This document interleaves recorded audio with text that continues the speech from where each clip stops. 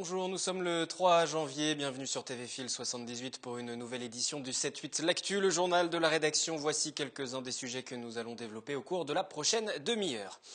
Des cours de langue de signes à Elancourt, c'est pour bientôt. Pour qui et comment se déroulent les leçons? Réponse en plateau avec notre invité, représentant de l'organisme de formation qui intervient sur cette ville. La mairie de Montigny-le-Bretonneux propose un service de recyclage de sapins de Noël et pendant ce temps, les cadeaux du Père Noël trouvent aussi une seconde vie. Ils sont de plus en plus nombreux à revendre leurs présents. Les événements marquants de 2013, ce qui a fait l'actualité dans le département entre janvier et juin, ce sera en fin d'édition. Il existait déjà à Elancourt des cours de langue des signes depuis plusieurs années, mais le dispositif va être renforcé en cette année 2014. Je reçois à présent Jean-Yves Plumasso. Bonjour. Bonjour. Bienvenue en plateau de la société Wizard Interact, directeur des opérations pour cette société qui intervient lors des leçons dispensées sur la ville.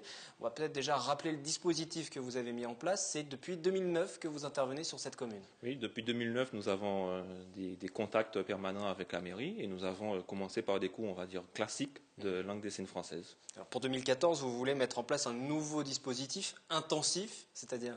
Alors, intensif et accéléré, surtout. Le accéléré est important parce que nous avons changé la méthode.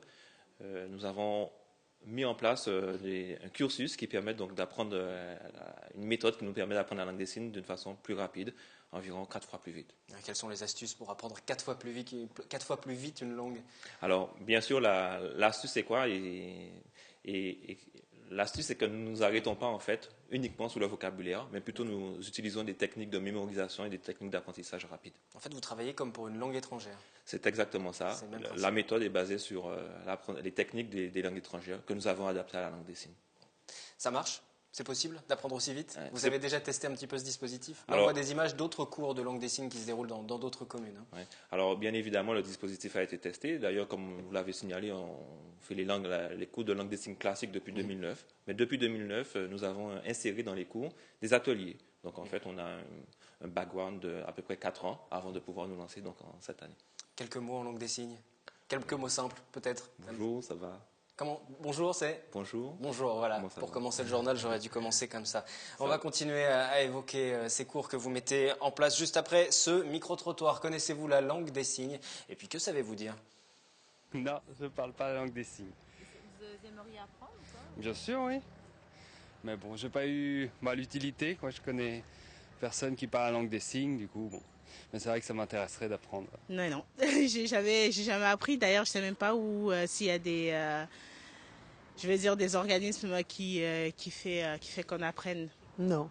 Est-ce que vous aimeriez apprendre? Maintenant, je suis trop vieille. Je pense. Aux jeunes, oui, mais moi, non, je suis trop vieille. Non. Simplement le minimum. On ne peut pas apprendre, c'est trop compliqué. Ça veut dire quoi un peu? Bonjour, au revoir, merci. Merci, c'est comme ça, des choses simples. Pas du tout. J'ai une petite fille handicapée, mais elle parle, donc je n'ai pas eu besoin de l'apprendre, donc je n'ai pas ressenti la nécessité de le faire. Non, mais bon, j'avoue que j'ai eu un malade un jour qui était malentendant. J'ai réussi à me faire comprendre par lui quand même. Sans signe, avec les miens, quoi. Il y a tout de même une langue officielle pour pouvoir s'exprimer. D'ailleurs, est-ce que cette langue des signes est internationale? Alors, c'est souvent la première question qu'on nous pose et la réponse est non, la langue des signes n'est pas internationale. Il y a une raison simple, c'est parce que c'est une langue visuelle et donc la façon dont vous ressentez les choses, dont vous voyez les choses, avec l'historique, n'est pas le même suivant les pays. C'est propre à chaque culture, à chaque pays, donc il faut réapprendre à chaque fois. On entendait dans le micro-trottoir une dame nous dire qu'elle était trop âgée, trop vieille pour apprendre la langue des signes. Il y a un âge? Il n'y a pas d'âge. Nous avons d'ailleurs mené des expériences où nous avons mêlé des adolescents avec des retraités et ça a très bien fonctionné. Là, vous allez mettre en place donc des nouveaux cours de langue des signes dès cette rentrée 2014 sur la ville d'Elancourt, plus intensifs, plus rapides aussi pour apprendre dans l'apprentissage de nouvelles méthodes. À qui s'adressent ces cours? Quelles sont les personnes qui se sont déjà inscrites? Alors, parmi les inscrits, nous avons bien sûr des parents qui ont des enfants sourds, nous avons des étudiants qui veulent la langue des signes pour le plaisir, nous avons des gens qui travaillent, qui ont des collègues qui sont sourds. En fait, c'est vraiment un public, un panel très large. L'intérêt pour la langue des signes peut naître d'une connaissance ou juste un intérêt pour la langue. Alors ensuite, comment vont se passer les cours? Ce sont des groupes très restreints, peu de personnes? Ce sont des groupes de 10, 12 personnes maximum. Les cours, ce sont des ateliers de 3 heures sur 12 samedis. samedi matin pour l'instant. Donc il faut être bien motivé, bien concentré pendant Voilà, 3 il heures. faut être bien motivé, bien concentré, mais justement grâce aux techniques, nous savons à quel moment faire en sorte des pauses, à quel moment revenir sur la grammaire, sur le vocabulaire, et à quel moment justement montrer le signe pour qu'il soit retenu. Mais est-ce que c'est véritablement difficile, autant que pour une langue étrangère? Alors, Ou est-ce que c'est instinctif peut-être? Moi, je dirais que c'est plus facile qu'une langue étrangère, mais la raison que je donne souvent est qu'on n'a pas une nouvelle langue à apprendre. On a des gestes à associer à une langue. Oui, si vous voulez apprendre la langue, par exemple, vous dites chien en anglais, il faut apprendre chien, dog. Mais en langue des signes, chien, ça reste chien pour vous. Donc, dans votre image, c'est déjà un chien. Il faut juste associer, donc dans ce cas, le chien. Alors, vous aurez appris quelques mots. On peut dire bonjour et on peut dire chien à l'issue de cette édition du journal. Il y a un vrai engouement autour de l'apprentissage. Parce que vous l'avez mis en place en 2009, là vous renforcez encore le dispositif. Ça veut dire que les gens sont très demandeurs? Oui, d'ailleurs, je dois remercier les stagiaires qui nous suivent depuis 2009. Parce que on peut dire en fait que c'est grâce à leur engouement que nous sommes allés plus loin et en leur proposant en fait cette nouvelle formule d'atelier. Qui dispense les cours? Alors les cours sont dispensés par des professeurs de langue des signes française qui travaillent avec notre centre de formation depuis des années ou certains plus récemment. Nous mixons des professeurs entendants avec des professeurs sourds, notamment les professeurs sourds interviennent pour le vocabulaire parce qu'il est très important que le vocabulaire soit corrigé par des natifs de la langue, donc uniquement par les sourds. Si vous souhaitez vous inscrire, il y a forcément un petit numéro de téléphone qui va s'afficher sur votre écran. Il est encore possible là d'avoir des places?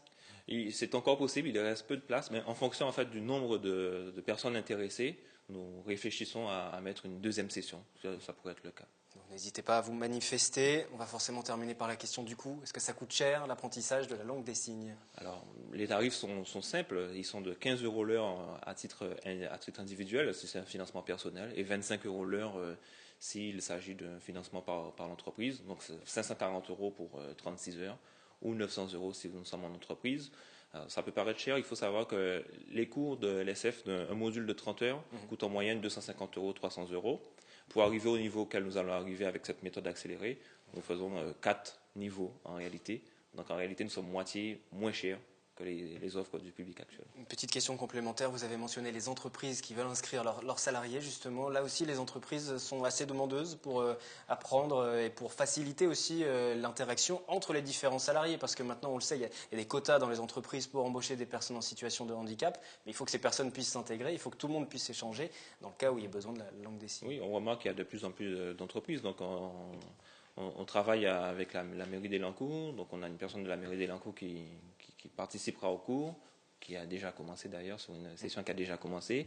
On a aussi une personne de Bouygues Télécom, par exemple, Bouygues Immobilier, pardon. Qui est venu s'inscrire aussi. Merci d'être venu sur ce plateau nous présenter ce dispositif pour la société Wizard Interact. C'est avec la ville d'Elancourt, ces cours de langue des signes renforcés intensifs dès ce début d'année 2014. On poursuit cette édition du 3 janvier avec le Conseil général des Yvelines qui a voté son budget primitif pour cette nouvelle année, 1,256 milliard d'euros. C'est son montant. Évolution des dépenses de fonctionnement limitée à 1%. Dans le détail, les investissements pour le haut débit Internet se poursuivent pour conserver l'attractivité du territoire, notamment pour les entreprises. Et puis pour les particuliers, l'action en faveur des plus fragiles se caractérise toujours par l'allocation personnalisée d'autonomie, le revenu de solidarité active ou encore les aides alimentaires en logement ou en transport. Plus ponctuel, le niveau de recettes est inchangé. Les Français de plus en plus nombreux à revendre leurs cadeaux de Noël à Maurepas, un magasin d'achat et de vente d'occasion voit son chiffre d'affaires fortement augmenter en ce début d'année. Olivier Maniscalco et Claire Cambier. Voilà, un client vient de me revendre ce jeu parce que quand il l'a acheté, il s'est trompé de console. Son neveu n'a pas la console Wii, il a une console PS3. Je lui ai racheté 35 € et neuf, ça vaut 59 €. Selon un récent sondage Opinionway, 6 Français sur 10 seraient aujourd'hui prêts à revendre leurs cadeaux de Noël. C'est 10% de plus que l'an passé. Les mentalités évoluent et ce sont les enseignes spécialisées qui se frottent les mains.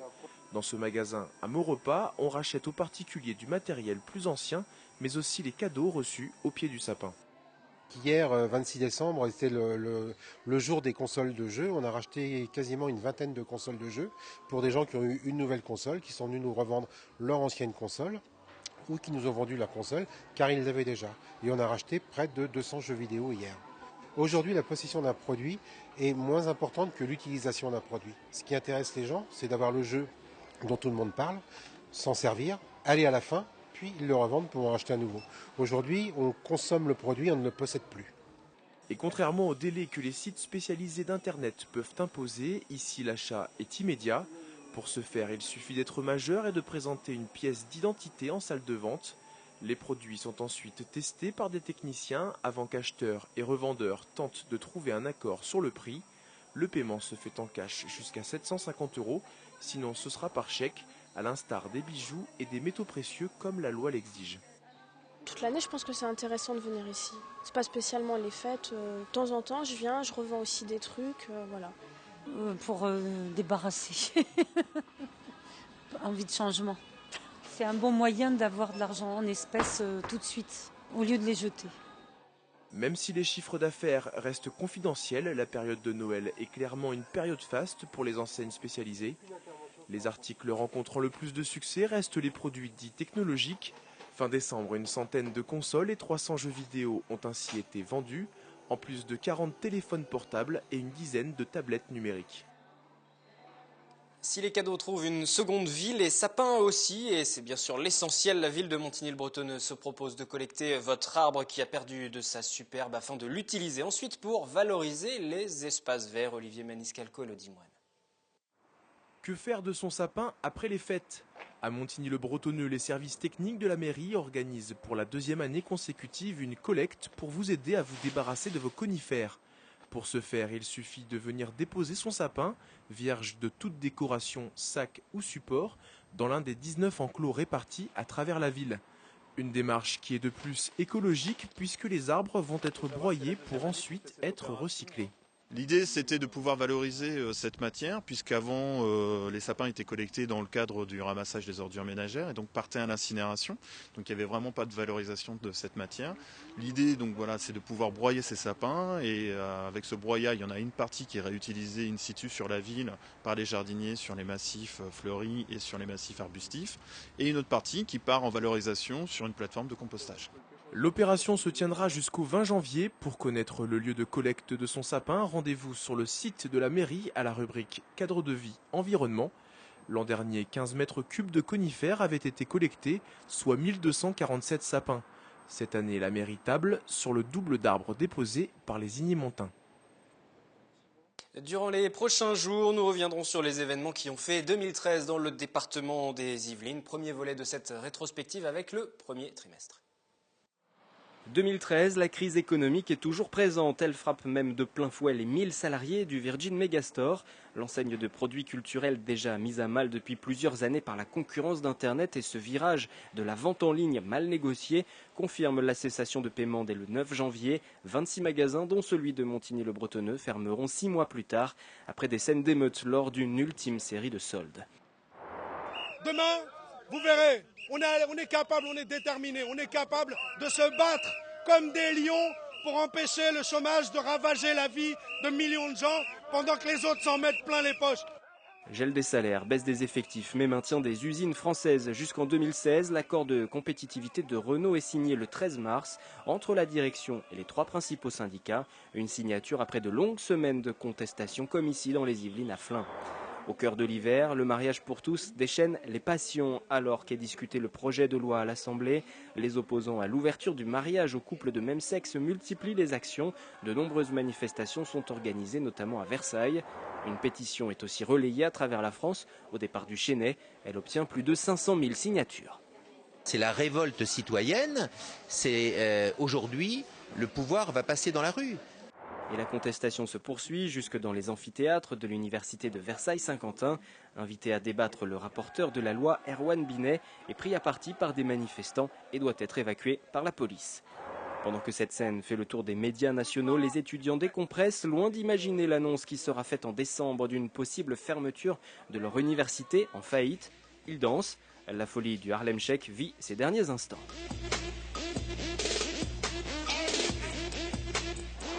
Un autre dossier qui préoccupe le gouvernement en ce début d'année 2013, la mise en place des nouveaux rythmes scolaires. La réforme doit débuter dès septembre sur la base du volontariat des communes et elles sont peu nombreuses à vouloir se lancer. Une dizaine dans le département, parmi lesquelles Poissy ou Trappes. Pour la majorité des villes, il faudra donc attendre un an supplémentaire et le risque de voir ce sujet déjà peu populaire devenir un enjeu de la campagne des municipales. Les municipales, à un an du premier tour, l'ancienne ministre Chantal Jouanneau se rend à Magny-les-Hameaux pour soutenir la candidature d'Aurore Berger. Elle se présente face au maire sortant socialiste et veut marquer les esprits. Gérard Larcher, Benoît Paru feront par la suite le déplacement pour l'épauler. Magny, une commune au rêve de l'emporter la présidente de l'UMP dans les Yvelines, Valérie Pécresse, afin de peser un peu plus sur l'agglomération de Saint-Quentin en Yvelines, bastion socialiste dans un département très à droite. Il cuisine. Depuis l'âge de 11 ans, travaille pour la société Le Nôtre à Plaisir et tout lui sourit. Thibaut Ruggieri décroche le Bocuse d'Or. Grand Prix international de cuisine, les épreuves se déroulaient à Lyon. C'est son turbo aux perles d'infusion aux herbes qui aura fait la différence. C'est une immense joie, une immense fierté, sachant qu'il y avait une grosse responsabilité de représenter la France. Donc vraiment extrêmement content et énormément d'émotions. Enfin, le début de l'année 2013 est aussi l'occasion de célébrer quelques anniversaires symboliques. Le centre aquatique du lac à Montigny-le-Bretonneux et l'Estaminet, lieu dédié à la culture à Magny-les-Hameaux, fête leurs 10 ans. Et à Versailles, la cité royale célèbre dans le même temps les 400 ans de son célèbre jardinier André Le Nôtre. Une année complète de festivités débute le 12 mars. Ce qui a fait l'actualité au cours du deuxième trimestre de l'année, nous poursuivons cette rétrospective de la rédaction, manifestations, politiques et faits divers au programme. Alors que l'année 2013 se poursuit comme elle avait débuté, entre opposition, mariage pour tous et inquiétude autour des rythmes scolaires, un autre mouvement de contestation prend de l'ampleur, celui des bricoleurs du dimanche. Ils sont salariés de grandes enseignes et demandent que leurs entreprises puissent enfin ouvrir légalement 7 jours sur 7. Si demain les dimanches ferment, c'est entre 17 et 20% de nos salaires qu'on va perdre. Donc c'est pour ça qu'on se bat aussi.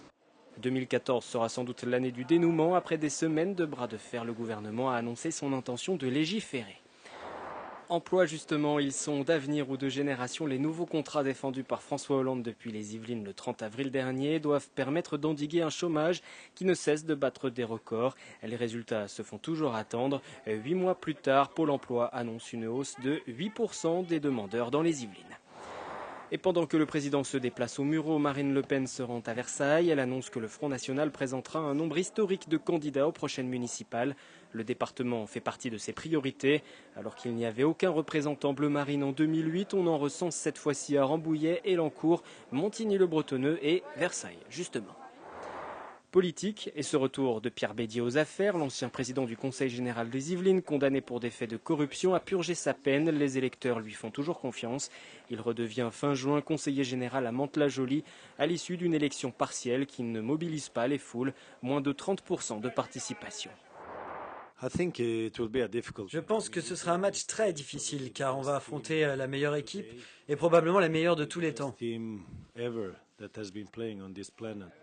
Il y avait en revanche beaucoup plus de monde en ce début du mois d'avril à Saint-Germain-en-Laye lors du dernier entraînement du PSG, avant un choc face à Barcelone, quart de finale de la Ligue des Champions, un niveau que le club francilien n'avait pas atteint depuis 1995.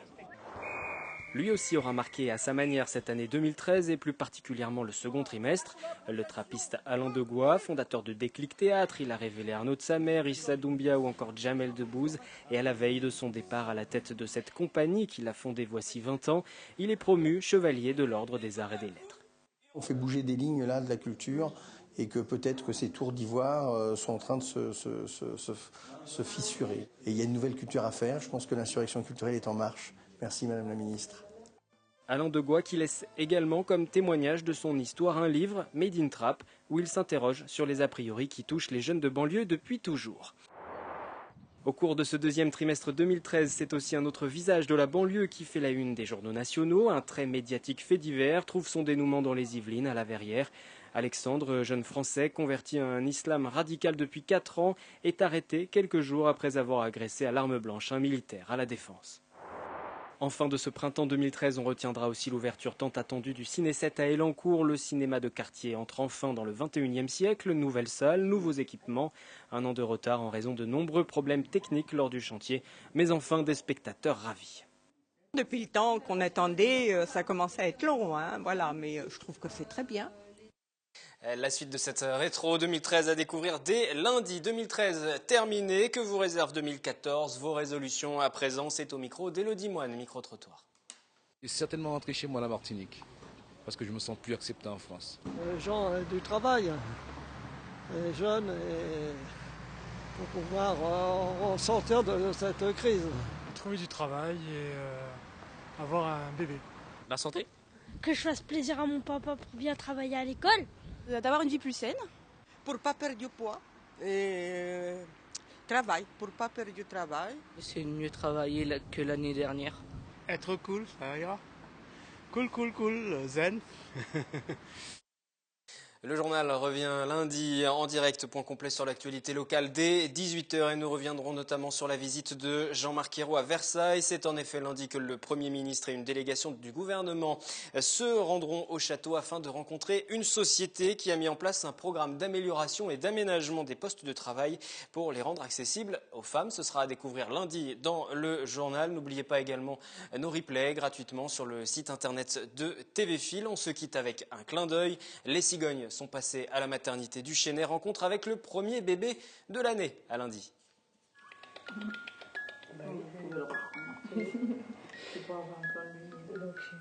Lucas n'a pas encore 2 jours. Né à minuit 44 le 1er janvier 2014, le nouveau-né est toujours mieux dans les bras de sa maman. À l'hôpital du Chesnay, c'est l'un des tout premiers bébés de l'année. Ravi, c'est bien terminé. La preuve, il est là, en bonne santé. Voilà, quoi que du bonheur. Nous le présenter. Donc c'est M. Lucas, il est né à 0h44 le 1er janvier, qui est ici à l'hôpital Minot. Et il pesait 2,7 kg. Né à 37 semaines et 4 jours, Lucas devait normalement arriver le 25 janvier. Sa maman a subi une césarienne le soir du 31 décembre, un réveillon plus que mémorable. On s'en souviendra. Sur de la grossesse, des péripéties, mais et là, c'est le principal, le plus important. Lucas fait partie des 5 bébés venus au monde le 1er janvier à l'hôpital du Chesnay. L'année dernière, l'établissement a accueilli 2210 nouveau-nés.